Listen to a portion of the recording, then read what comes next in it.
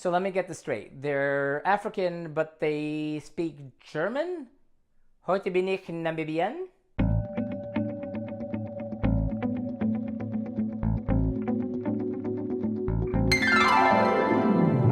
And welcome back to Cliffieland. This is Week in Country number 121 on our second attempt of cooking food of every single country in the world. And tonight over to the nation of Namibia. Namibia, located in southwestern Africa, is bordered by Angola, Zambia, Botswana, and South Africa, and just that far away from Zimbabwe at its northeastern point. Look that up, it's very interesting.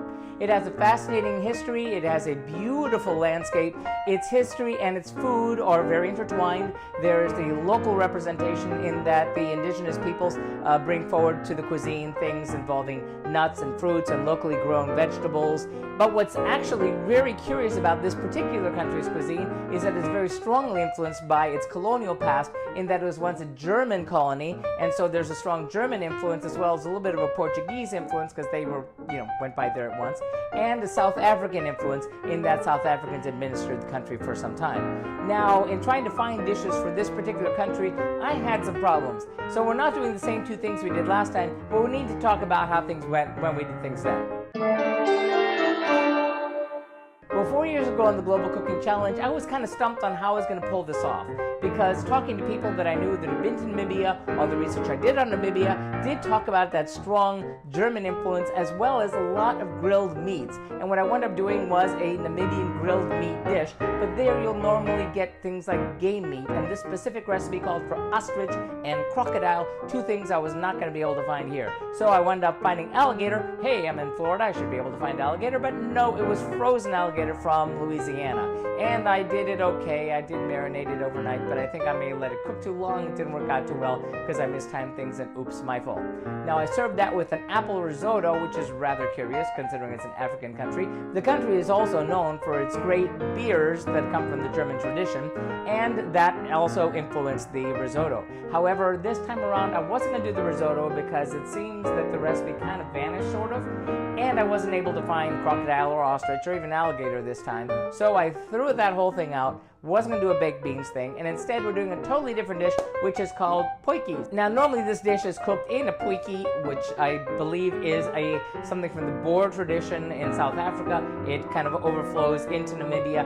The dish is normally served in a kind of a pot, which has legs, and it's cooked over open fire. We don't have any of those things, so we're cooking in a Dutch oven. I found a number of recipes, and I hope the one I'm doing tonight, which is a beef and vegetable potjie with kidneys, is appropriate. Anyway, this recipe looks good. I had to search high and low even to find the kidneys, and I had some issues with preparing that too, but let's see what goes into that dish. For our beef and vegetables potjie, we'll need 2 pounds of stewing beef, cubed, 1 beef kidney cleaned, fat removed, soaked in salt water for 2 hours and drained and cubed, 2 medium onions sliced, 1/2 cup of dried apricots soaked in water for 1 hour, 4 carrots peeled and sliced, 2 sweet potatoes peeled and sliced, 4 medium potatoes peeled and halved, 6 zucchini sliced, about 2 cups of cabbage shredded, 1 tomato peeled and sliced, 2 tablespoons of chopped parsley, 2 tablespoons of canola oil, black pepper to taste,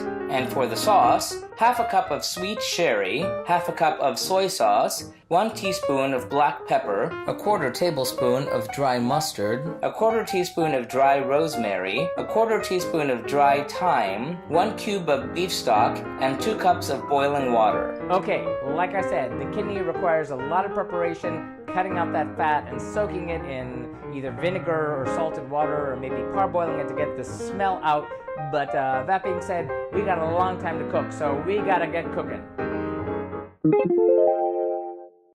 In a potjie or Dutch oven, heat the oil. Then add the beef, drain, pat dry, and add the kidney, and brown the meat and kidney until seared on all sides. This would actually work better in batches. Remove the meat to a bowl, then add the onions, and brown until the onions are softened. Then into a bowl place sherry, soy sauce, dry mustard, dry rosemary, dried thyme, the beef bouillon cube, and the black pepper, although we missed it and ended up adding it in later. Whisk it together until combined. Then return the meat to the pot. Add the mixture to the pot. Add the boiling water and stir well. Cover with a lid and simmer for 1.5 hours. Uncover and then layer the drained apricots, carrots, sweet potatoes, zucchini, chopped cabbage, and tomato. Season with pepper to taste. Cover with a lid and allow the pot to simmer for 2 hours or until the vegetables are done. Uncover and dress with chopped parsley and serve family style.